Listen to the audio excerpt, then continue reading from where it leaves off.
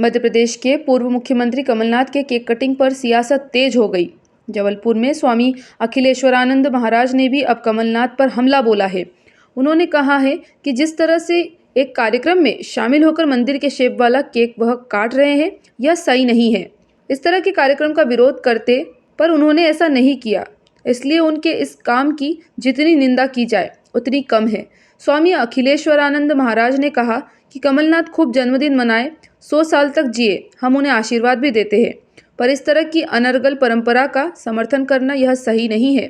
स्वामी अखिलेश्वरानंद महाराज ने मध्य प्रदेश के पूर्व मुख्यमंत्री कमलनाथ पर तंज कसते हुए कहा कि उनका हमेशा से ही जीवन वेस्टर्न कल्चर का रहा है, इसलिए उनको भारतीय संस्कृति सभ्यता का ज्ञान ही नहीं है।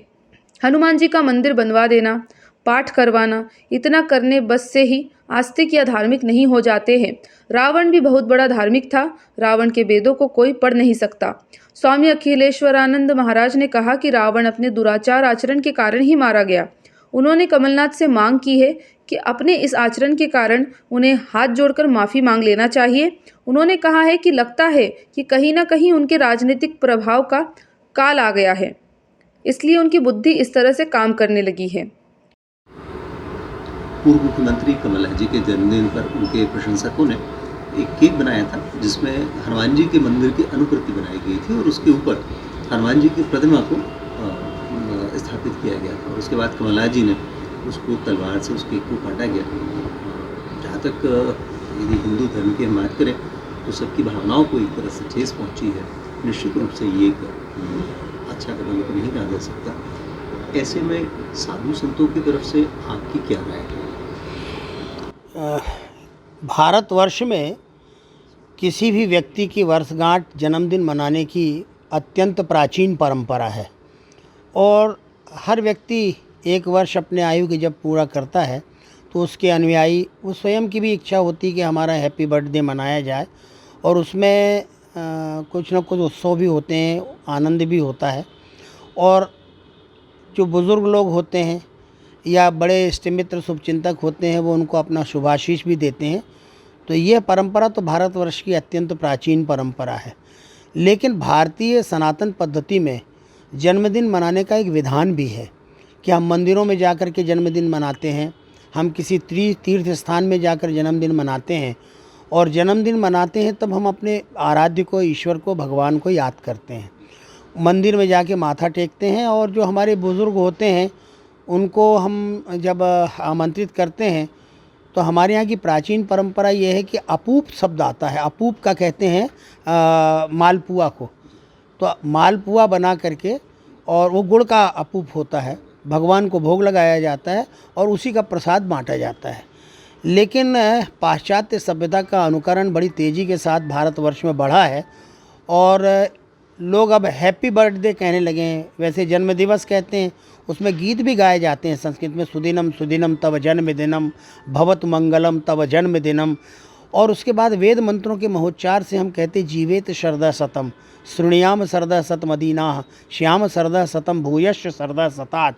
ये वेद मंत्र है कि तुम्हारी आंखें 100 वर्ष तक देखती रहें, तुम्हारे कान 100 वर्ष तक सुनते रहें, तुम्हारी श्वास 100 वर्ष तक चलती रहे, तुम्हारे सारे अंग प्रत्यंग 100 वर्ष तक इसी प्रकार 100 वर्ष तक चले। इस प्रकार की शुभकामना, शुभाशीष देते हैं जिसका जन्मदिन होता है।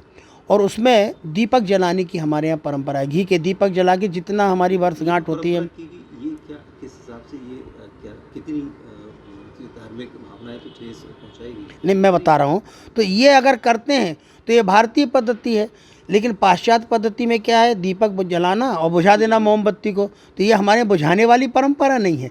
दूसरी बात, केक काटने वाली परंपरा भारतवर्ष की है नहीं और इसके लिए हम भारतीय संस्कृति के अनुरूप गांव-गांव, घर-घर इस बात का प्रचार कर रहे हैं कि देव दर्शन होना चाहिए, पीपल के वृक्ष का पूजन होना चाहिए, सूर्य चंद्रमा की उपासना होनी चाहिए। ये ना हो करके अब पाश्चात्य संस्कृति के सारे प्रवाह में बह रहे हैं। और जहाँ तक कमलनाथ जी का सवाल है, मैं उनको तब से जानता हूँ जब उनका पदार्पण छिंदवाड़ा धरती पर हुआ था, क्योंकि मेरा जन्म छिंदवाड़ा में ही हुआ है। और हम उनके बारे में ये अध्ययन करते रहें कि ये किस नेचर के हैं और इनकी शिक्षा दीक्षा कैसी हुई है। तो वो पाश्चात्य संस्कृति के पक्षधर हैं और वेस्टर्न कल्चर में उनका जीवन ढला है। तो वो भारतीय संस्कृति से बिल्कुल अनभिज्ञ हैं, वो परिचित ही नहीं है। जब वो इस क्षेत्र में बार बार चुनाव जीतने लगे तो क्षेत्रीय आधार पर कुछ लोगों ने उनको बताया कि नहीं, यहाँ पर धार्मिक भावना भी चलती है, तो आपको कहीं ना कहीं संतों के बीच में जाना चाहिए, कहीं ना कहीं मंदिरों में जाना चाहिए। तो देखा देखी, पैसे की कोई कमी है नहीं, उनके पास पैसे वाले आदमी हैं, तो उन्होंने एक हनुमान जी का मंदिर भी खड़ा कर दिया। ये लोगों को भ्रम पैदा करने वाली बात है।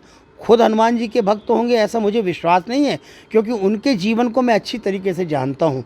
तो आज जो सूचनाएं मुझे मिल रही हैं कि उन्होंने अपने जन्मदिन पर और उनके अनुयायियों ने मंदिर की अनुकृति बनाई केक में, और उसी में हनुमान जी को खड़ा कर दिया, ये मान कर के हनुमान जी के उपासक है तो हनुमान जी को देख के बड़े प्रसन्न होंगे, परंतु उनको उस समय स्वयं शर्म आनी चाहिए। जब इस प्रकार का केक उनके सामने आया था, उन्हें उसका बहिष्कार करना चाहिए था, और उनको कहना चाहिए कि मेरे आराध्य देव, मैं इन पर तलवार कैसे चलाऊँ, मैं इन पर चाकू कैसे चलाऊँ। तो जो कुछ भी कैमरे में कैद हुआ और जो कुछ भी दिखाया जा रहा है, उसके कारण भारतीय संस्कृति का अपमान हुआ है, और हम सब शर्मसार हैं कि हम उसे देख रहे हैं। और इसलिए हम तो कहते हैं कि उनका बहिष्कार होना चाहिए पूरी तरीके से। सनातन धर्म की आस्थाओं पर उन्होंने ठेस पहुंचाई है, और इस प्रकार का कृत्य करके वो क्या देना चाहते हैं। इसके पहले भी चुनाव में उन्होंने आरएसएस पर प्रहार किया था।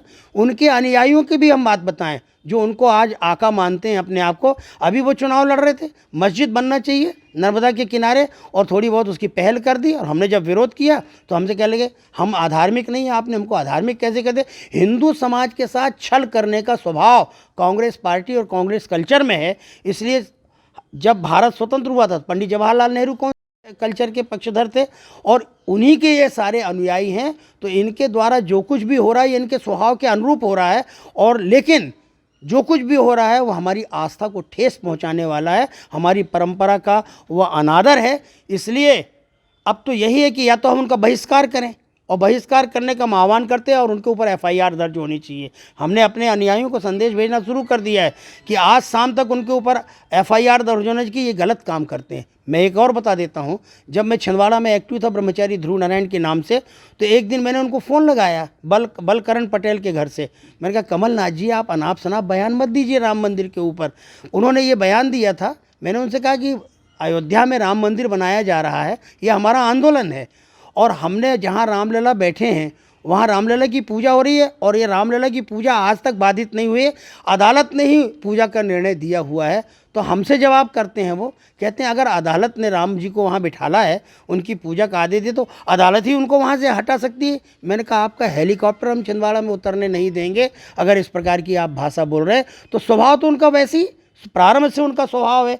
इसलिए हम इसका विरोध करते हैं, उनकी आलोचना करते हैं, उनकी निंदा करते हैं, और भर्त्सना करते हैं हम उनकी कि इस प्रकार से भारतीय संस्कृति के साथ कब तक खिलवाड़ करोगे आप। इस देश में हिंदुओं के साथ मजाक उड़ाना, इस देश में हिंदुओं के आस्थाओं पर प्रहार करना, ये तुम्हारा स्वभाव बन चुका है। इसलिए मैं आह्वान भी करता हूँ लोगों से कि उनका बहिष्कार होना चाहिए, और राजनीतिक ढंग का भी बहिष्कार होना चाहिए, सामाजिक बहिष्कार भी होना चाहिए। तुम हनुमान जी का मंदिर बना के अपने आप को बहुत बड़ा धार्मिक कहलाना चाहते हो, लेकिन तुम्हारे अंदर धार्मिक आस्था ही नहीं है। तुमसे धर्म की परिभाषा पूछी जाए तो तुम धर्म की परिभाषा नहीं बता सकते कि धर्म किसको कहते हैं। पूजा पद्धति को धर्म मानते हो तुम, पूजा पद्धति भी धर्म है, और इसके साथ साथ हमारे धर्म की बड़ी बड़ी व्याख्या है। हमारा जीवन धार्मिक होना चाहिए, हमारा जीवन आस्था से सराबोर होना चाहिए। तो तुमने जो कुछ किया है वो अक्षम्य अपराध है, तुम क्षमा भले ही मांग लो। मैं बार बार कह रहा हूँ कि तुम्हें हाथ जोड़ के हिंदू समाज के सामने नतमस्तक होकर कहना चाहिए कि तुम्हारे पास बुद्धि का कोई बंस ही नहीं है, तुम कुछ भी काम करने के लिए तैयार हो जाते हो। इसलिए हम इसकी आलोचना करते हैं, और एफआईआर तो अवश्य दर्ज होना चाहिए, और उन्हें इसका प्रायश्चित भी करना चाहिए। अब उसका प्रायश्चित यही हो सकता है कि उनका राजनीतिक पराभव का काल आ गया है, उनका राजनीतिक पराभव होना चाहिए। जबलपुर से आशीष बात्रे की रिपोर्ट।